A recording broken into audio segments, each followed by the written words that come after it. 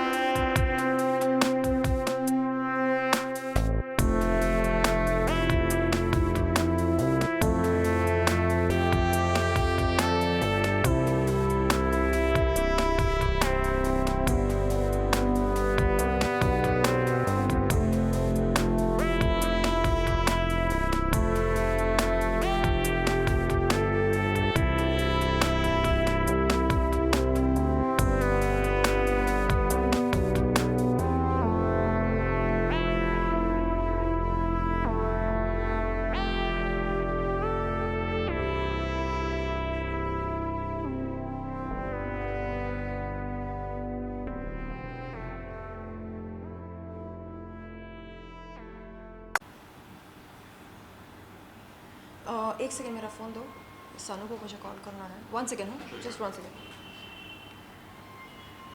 नहीं वो मैं पता है। तो shall I start with best wishes? आप पहले सवाल करो। हाँ हाँ हाँ, आप जा करो, दरवाज़ा खुला रखना, कोई बेल ना बजा दे। सवाल पूछ ले, बेस्ट रहेगा, क्योंकि वो मेरे ऑडियो में भी आ ही जाएगा सवाल। हाँ लिसन, शुरुआत क्रिसमस से करते हैं, एक फ़्लो में आगे बढ़ते हुए जाएंगे। चलो, आज आप यहाँ पर मौजूद हैं वगैरह वगैरह। रोल मैरी क्रिसमस शादी। Merry Christmas. बहुत ही ब्यूटीफुल वीडियो हमें आपका देखने को मिला एंड बहुत ब्यूटीफुल लग रही हैं आप। वो तो मैं हूँ। बिल्कुल, बहुत ही ब्यूटीफुल हमें पोजेस एंड ब्यूटीफुल आउटफिट देखने को मिला। तो बताइए कि किस तरह की तैयारियां होने वाली, आप बहुत ही एक्साइटेड लग रही है मैरी क्रिसमस को लेकर। यस, देखिए, कोविड की वजह से हम 2 साल कोई भी त्यौहार मना नहीं सके, और इस बार मैं धूमधाम से हर त्यौहार मना रही हूँ, चाहे वो दिवाली हो, चाहे वो क्रिसमस हो, या किसी भी धर्म का त्यौहार क्यों ना हो। मुझे बड़ा मज़ा आ रहा है। और कल जब मैंने न्यूज़ देखा तो ज़ोर का झटका लगा। वो इसलिए क्योंकि पता चला कि हमारे पड़ोसी देश में कोरोना वायरस ने फिर से आतंक मचा दिया, और लाखों की तादाद में मौतें हो रही हैं वहाँ पर। तो ये बड़ा गंभीर विषय है, चिंता का विषय है।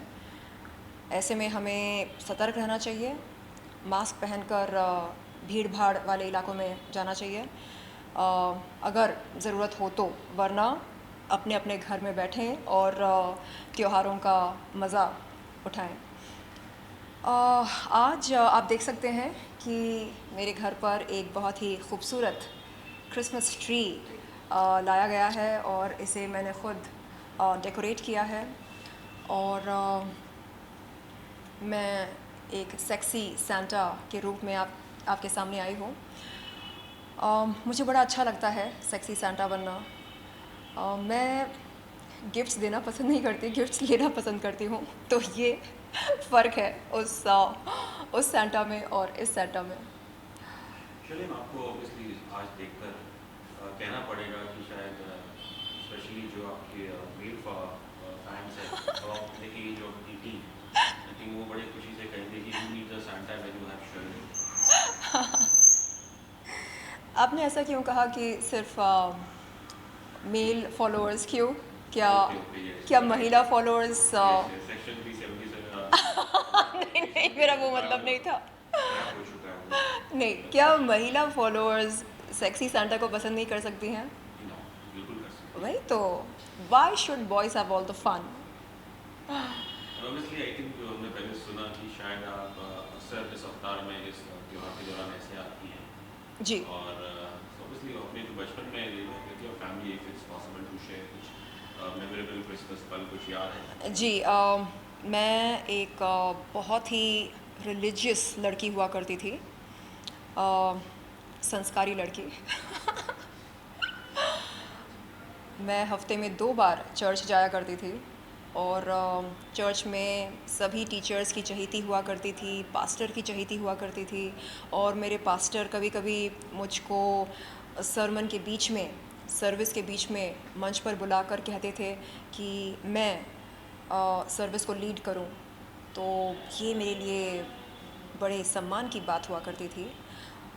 और आज भी जब मैं सोचती हूँ उन दिनों के बारे में, तो मुझे ख़ुद पर गर्व महसूस होता है, क्योंकि एक कॉन्ग्रीगेशन को, एक सभा को एड्रेस करना एक छोटी उम्र में, ये बहुत बड़ी बात है।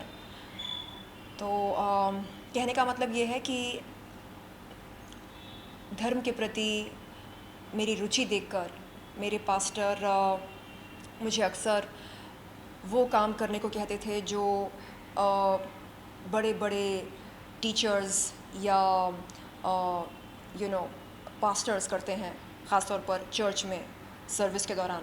बाइबल से वर्स पढ़ना, उसके बाद उस वर्स का मतलब समझाना, और अपनी असल ज़िंदगी में उस वर्ड्स को हम कैसे लागू कर सकते हैं, उसके बारे में बताना, बातचीत करना, ये सारे काम मुझको सौंपे जाते थे और मैं बखूबी ये सब करती थी। तो क्रिसमस जब जब आता है तब वो सारी यादें मेरी ताज़ा हो जाती हैं। मुझे एहसास होता है कि मैं कितनी कितनी धार्मिक हुआ करती थी, कितनी संस्कारी हुआ करती थी। और ऐसा नहीं है कि आज नहीं हूँ, आज भी हूँ, लेकिन आज और ऐसा नहीं है कि आज नहीं हूँ, आज भी हूँ, लेकिन आज मैं कई धर्मों में विश्वास रखती हूँ। जैसे क्योंकि मेरी माँ मुसलमान है, इसलिए मैं इस्लाम के प्रति श्रद्धा भावना रखती हूँ। पापा क्रिश्चियन थे तो क्रिसमस मनाती हूँ। और सनातन धर्म को मैंने ख़ुद स्वीकार किया है, क्योंकि सनातन धर्म जीवन का आदर करता है और सनातन धर्म हर धर्म का आदर करता है। तो ये एक बहुत बड़ी खूबी है सनातन धर्म की। तो आप देख सकते हैं कि आज मैं सिर्फ एक क्रिश्चियन के तौर पर नहीं, एक हिंदुस्तानी के तौर पर आपके सामने आई हूँ। शर्लिन, ऑब्वियसली आई थिंक कोई भी त्यौहार हो, कोई भी धर्म हो, obviously हर एक त्यौहार की एक it comes with its sweetness, मिठाइयाँ मिठाइयाँ। If you can maybe recall, growing up as a child, if you can recall, what were the things you liked munching on during Christmas? Christmas के time अक्सर caramel pudding हम बनाते थे और chocolate cake order करते थे और chicken biryani मेरे पापा बनाया करते थे, एक नंबर बिरयानी। और हैदराबाद की एक डेलिकेसी है जिसका नाम है चिकन 65, तो वो भी हम घर पर बनवाते थे। एंड गिफ्ट्स ख़रीदते थे ख़ुद के लिए, अपने कज़न्स के लिए, उनके पेरेंट्स के लिए। और ये एक बहाना था लोगों के करीब जाना, उनके साथ नज़दीकियाँ बढ़ाना और तोहफ़े देना, तोहफ़े लेना। ये सब आजकल बहुत कम देखने को मिलता है, क्योंकि आज हम 24 घंटे अपने फ़ोन पर बिज़ी रहते हैं। गिफ्ट्स भेजते हैं व्हाट्सएप पर, गिफ्ट्स लेते हैं व्हाट्सएप पर, सब कुछ व्हाट्सएप पर ही हो जाता है। बट वो एक अलग दौर था और मैं बहुत मिस करती हूँ उन पलों को। खैर, आपने obviously कहा गिफ्ट लेने, आपको गिफ्ट लेने ज़्यादा पसंद है, और अब क्योंकि आप खुद एक सेंटा बनी हुई है, और मैं आपको कुछ 4-5 व्यक्तियों के नाम बोलूँगा, अगर उन्हें आपको इस क्रिसमस गिफ्ट देना हो तो आपके जहन में क्या आएगा? तो सबसे पहले तो हमारे प्राइम मिनिस्टर नरेंद्र मोदी जी, अगर उन्हें क्रिसमस गिफ्ट देना हो तो वो तो अल्टीमेट सेंटा हैं, उन्हें कौन क्या गिफ्ट दे सकता है। वो हम तमाम भारतीयों को इतना सब कुछ दे रहे हैं, जैसे कि हमें बेहतरीन कोविड वैक्सीन दिए गए, कोवैक्सिन और कोविशील्ड। और आप देख सकते हैं कि इस समय चीन में क्या हालत है, क्योंकि उनकी वैक्सीन नहीं चली, इसलिए चीन के नागरिक फिर से कोविड से संक्रमित हो गए हैं। और हमें देखिए, हम बग़ैर मास्क के, बग़ैर किसी संक्रमण के आराम से खुलेआम घूम रहे हैं। तो यही हमारे लिए सबसे बड़ा गिफ्ट है कि हम अपने त्योहारों को खुलेआम मना रहे हैं और बग़ैर किसी झिझक के, बग़ैर किसी डर के।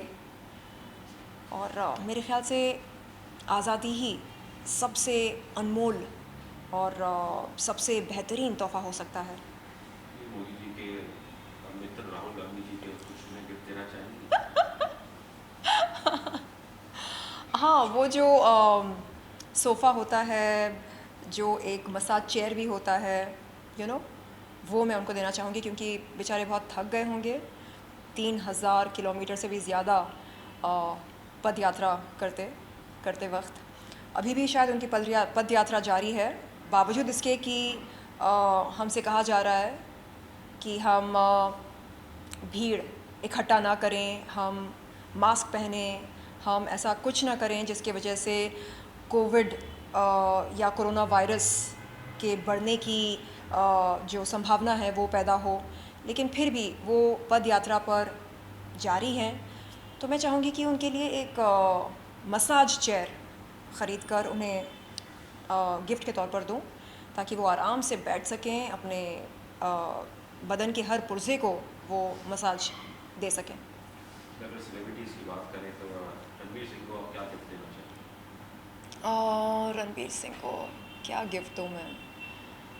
अम, कपड़े तो उनके पास विचित्र हैं, कपड़ों की उन्हें कोई ज़रूरत नहीं है, वैसे भी आजकल पहनते बहुत कम हैं। शेविंग किट देना चाहूँगी। अब ये मत पूछिए क्यों। फिर अगर आपको बाबा रामदेव को अगर कोई गिफ्ट देना हो क्रिसमस का, वो क्या हो सकता बाबा रामदेव जी के पास क्या नहीं है? एक से बढ़कर एक चीज़ें हैं उनके पास। मेरे ख़्याल से मैं बाबा रामदेव जी को एक बार पैंट सूट में देखना चाहूँगी। हाँ, मेरे ख़्याल से बहुत गज़ब लगेंगे वो। तो भगवा रंग का पैंट सूट देना चाहूँगी मैं। है? और आपकी करीबी मित्र राखी सावंत? करीबी मित्र किस एंगल से? आ, राखी सावंत को मैं क्या दूँ? No love lost between you all.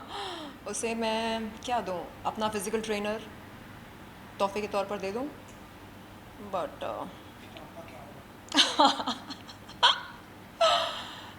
या कोई डाइट चार्ट बना कर दूँ उसे, ताकि फटाफट वो अपनी चर्बी घटा सके, फॉर्म में आ सके। ना सिर्फ बदन की चर्बी बल्कि दिमाग की चर्बी भी।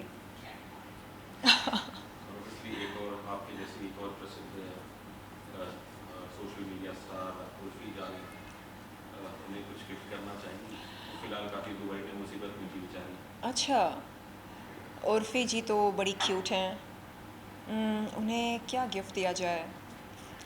वो बहुत ही क्रिएटिव हैं, अतरंगी लिबास पहनती हैं और अच्छे से कैरी भी कर लेती हैं, क्योंकि खूबसूरत हैं और ग्रेसफुल हैं। उन्हें क्या दूँ मैं? प्यार की पप्पी झप्पी। अगर आपको ऑब्वियसली आपको गिफ्ट देना पसंद है, लेकिन अगर आप खुद को कुछ गिफ्ट करना चाहें इस क्रिसमस में, तो वो क्या हो सकता है? वो can be the best gift for you? मैं ख़ुद को क्या गिफ्ट देना चाहूँगी? टिकट। किस चीज़ का टिकट? इलेक्शन पार्टी का? राजनीति में प्रवेश करने के लिए टिकट, एमपी का, ओ, सीधा एमपी? सीधे एमपी।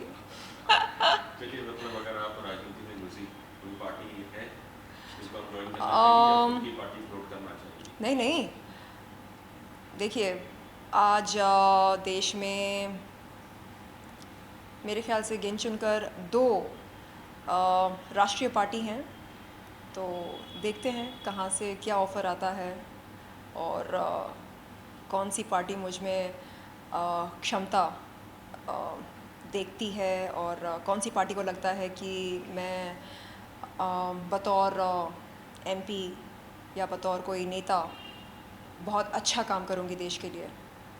मैं इंतज़ार कर रही हूँ।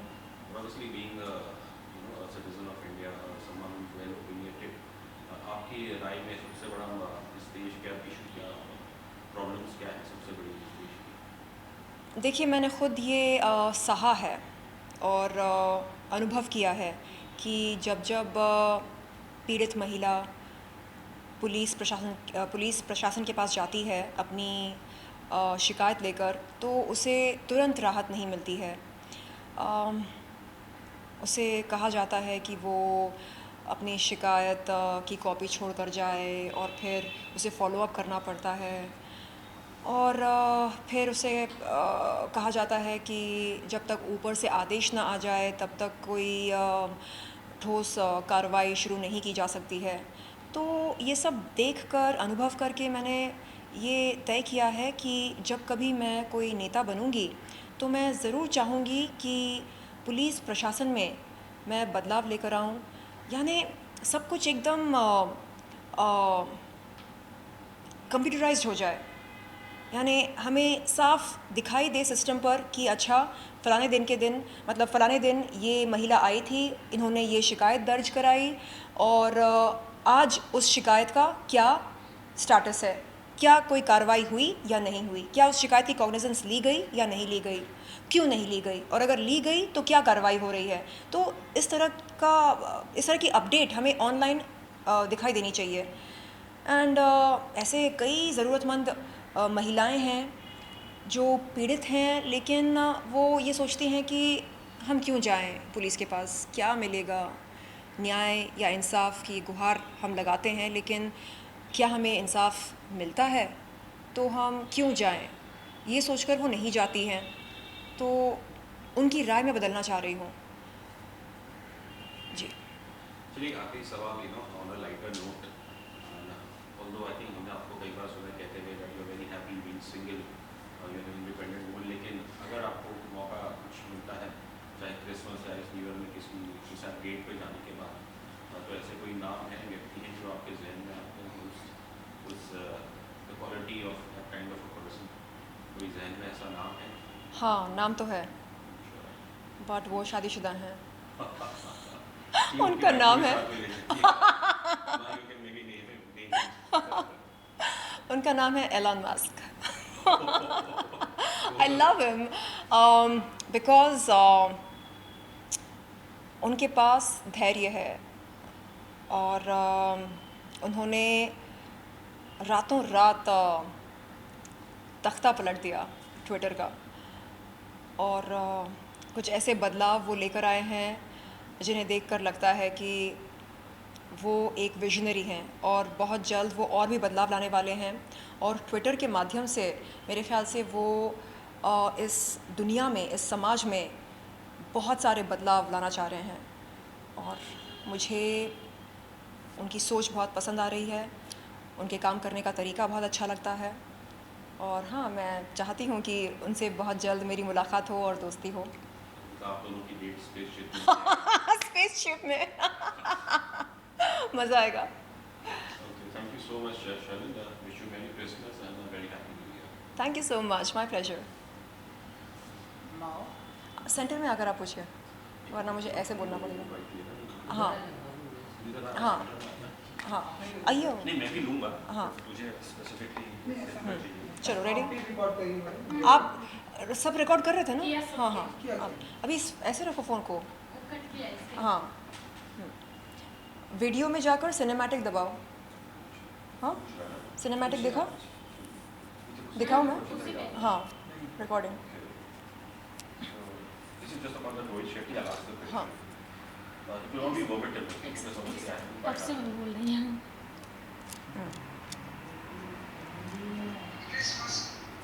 ओके, ठीक है, वो वेट कर रहे हैं, फटाफट कर लेते हैं। ready. या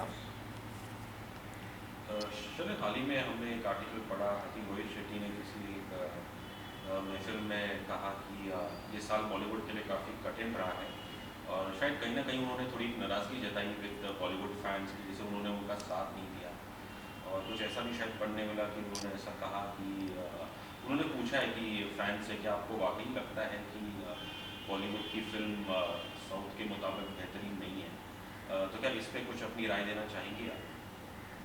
देखिए, मैंने रोहित शेट्टी की सर्कस की कुछ रिव्यूज़ पढ़ी हैं सोशल मीडिया पर, और रिव्यूज़ बहुत ही डिसअपॉइंटिंग रहे हैं, दुर्भाग्यपूर्ण रहे हैं। लोग कह रहे हैं कि सर्कस रोहित शेट्टी की सबसे ख़राब फिल्म अभी तक की रही है, और लोग ये भी कह रहे हैं कि साउथ फिल्म इंडस्ट्री की फ़िल्में जैसे RRR, जैसे कार्तिकेय 2, जैसे कंतारा, जैसे पुष्पा, ये फ़िल्में बड़ी रोमांचक हैं। देखकर लगता है कि हम किसी दूसरी दुनिया में खो गए हैं, और इन फिल्मों में कहीं पर भी देश के साथ कोई खिलवाड़ नहीं हुआ है। अगर मनोरंजन का काम है हमारा दिल बहलाना और हमें रोज़मर्रा की ज़िंदगी से राहत देना, तो इसका ये मतलब नहीं कि सिनेमा के नाम पर निर्देशक निर्माता हमारे देश के साथ खिलवाड़ करे, हमारे धर्म की आस्था के साथ खिलवाड़ करें, या हमारे देवी देवताओं को निरादर करें, उनका अपमान करें। बिल्कुल नहीं, ऐसा मतलब बिल्कुल नहीं निकलता है। लेकिन अफ़सोस की बात यह है कि बॉलीवुड में कई सालों से, कई दशकों से ये परंपरा चलती आ रही है जहाँ मनोरंजन के नाम पर, एंटरटेनमेंट के नाम पर देश के साथ खिलवाड़ किया जा रहा है, देश को नीचा दिखाया जा रहा है, देश की सेना को अपमानित किया जा रहा है। तो सवाल ये पैदा होता है कि हम ये सब क्यों सहें? न केवल देश के साथ बल्कि हमारे धर्म के साथ भी, हमारी आस्था के साथ भी खिलवाड़ किया जा रहा है। तो मेरे ख्याल से अब हमारी सहन शक्ति इन चीज़ों को लेकर शून्य हो गई है। अब हम इन चीज़ों को बर्दाश्त नहीं करेंगे। अगर आपको स्टोरी टेलिंग नहीं आती है तो आप जाकर देखिए कि साउथ इंडस्ट्री में किस हिसाब से फिल्में बन रही हैं, किस तरह स्टोरी टेलिंग की जाती है। RRR देखकर कई लोगों को बड़ा मज़ा आया, कई लोग भावुक हुए। जिस तरह से भगवान श्री राम को दर्शाया गया, सीता मैया को दर्शाया गया RRR में, वो देखकर लोग काफ़ी भावुक हुए, काफ़ी प्रसन्न हुए और उन्हें बड़ा आनंद आया और सब ने यही कहा कि वाह क्या फ़िल्म बनी है, इसे कहते हैं फिल्म मेकिंग। वहीं हमारी बॉलीवुड फिल्में हम जब देखते हैं तो बड़ा दुख होता है। सबसे पहले तो हमें पेन किलर खाना पड़ता है क्योंकि ज़बरदस्त सर का दर्द होता है, कभी उल्टी हो जाती है, कभी पेट में दर्द होता है। ये सारे साइड इफ़ेक्ट्स होते हैं बॉलीवुड फिल्में देखकर। और जब कश्मीर फाइल्स जैसी फ़िल्म बनती है तो जो टुकड़े टुकड़े ज्ञान के समर्थक हैं वो सामने आकर कहते हैं कि ये अश्लील फ़िल्म है, ये ऐसी है, ये वैसी है, और इस तरह की ऐतिहासिक फ़िल्म का खंडन किया जाता है। तो मेरे ख़्याल से अब वो समय आ गया है कि हम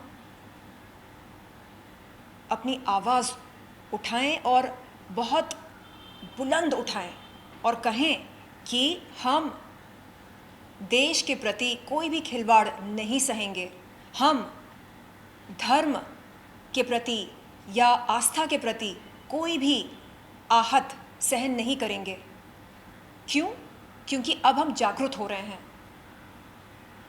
यदि आपको कहानी लिखना नहीं आता है, आप जाइए, स्क्रिप्ट राइटिंग सीखिए, फिल्म मेकिंग का कोर्स करें, उसके बाद आएँ और अच्छी मीनिंगफुल फिल्में बनाएं।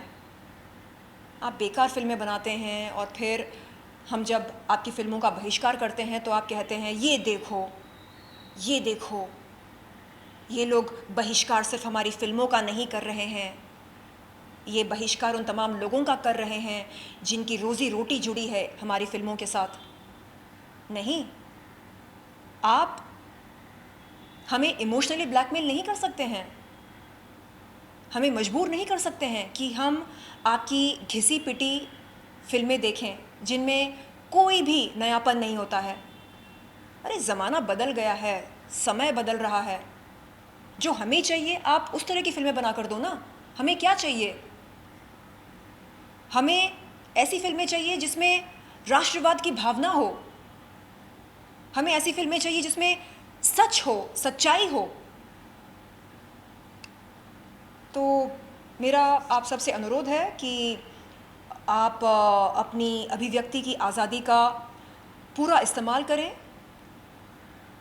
बॉलीवुड फिल्मों का बहिष्कार करना हमारी अभिव्यक्ति की आज़ादी है और हम इस आज़ादी का पूरा पूरा लाभ उठाएंगे। ये हमारी आज़ादी है।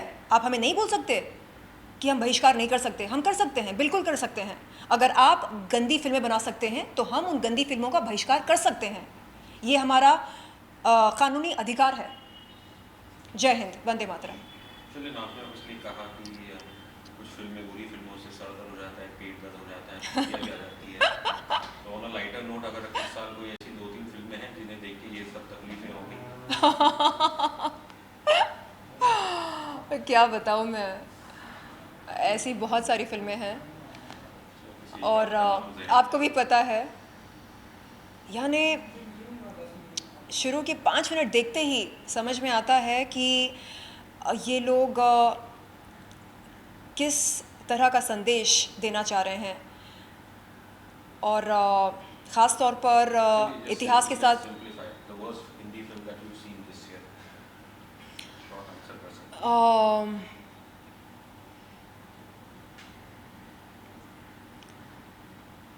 मैं सिर्फ़ और सिर्फ अच्छी फ़िल्में देखना पसंद करती हूँ। जैसे कश्मीर फाइल्स मैंने देखी, बड़ा मज़ा आया।